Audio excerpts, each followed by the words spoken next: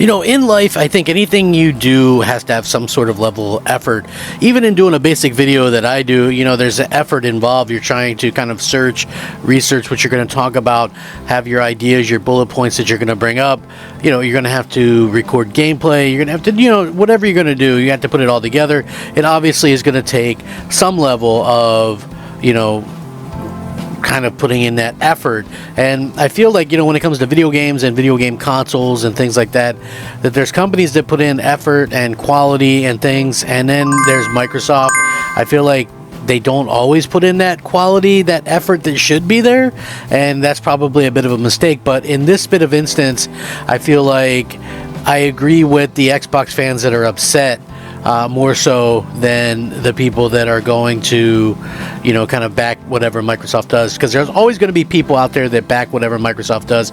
But I feel like, when they put out games, and in particular, like Sea of Thieves, let's take for instance, okay, that's on PlayStation right now and supposedly doing pretty good.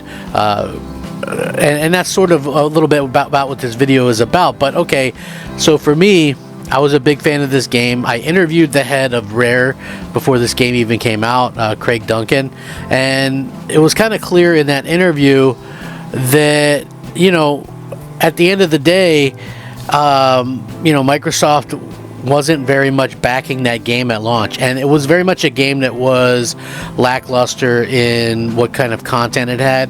It didn't have a lot of content. There wasn't a whole lot to do.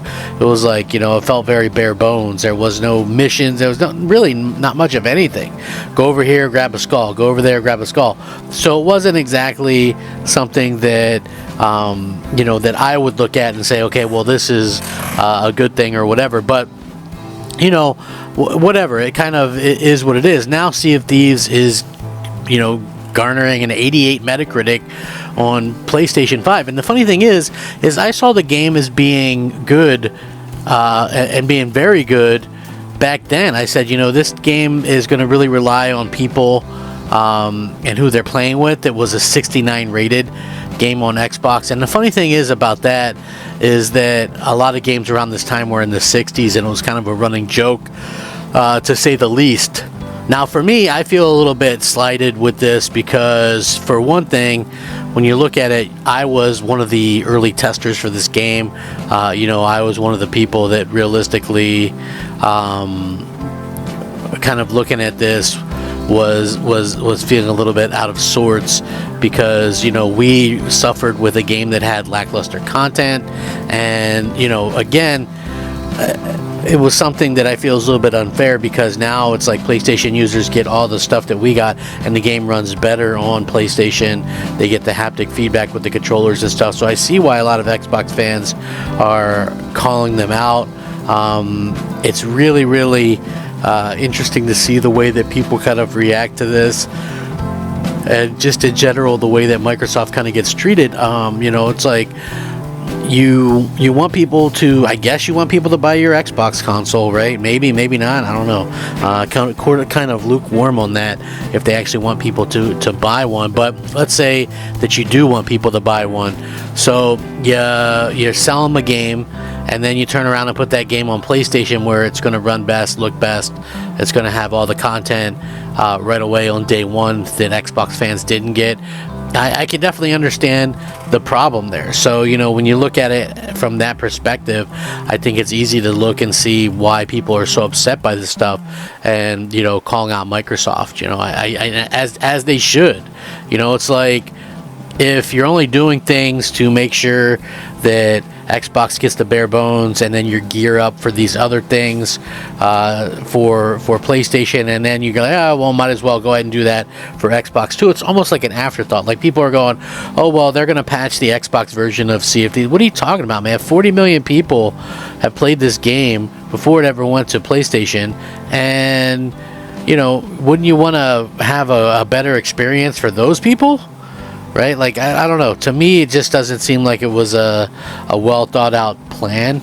So it is kind of unfortunate when you look at it from that kind of angle. But I think people might have a little bit of a different kind of opinion on this than I do. Maybe I'm not really sure. For me, I really kind of look at this and I go, well, what can Microsoft do to win people over in the future? What can they do to make sure stuff like this doesn't happen again? So I am glad that the PlayStation, that PlayStation, if they want to play it, hey, good for them. But why does that come at the expense of the Xbox fans?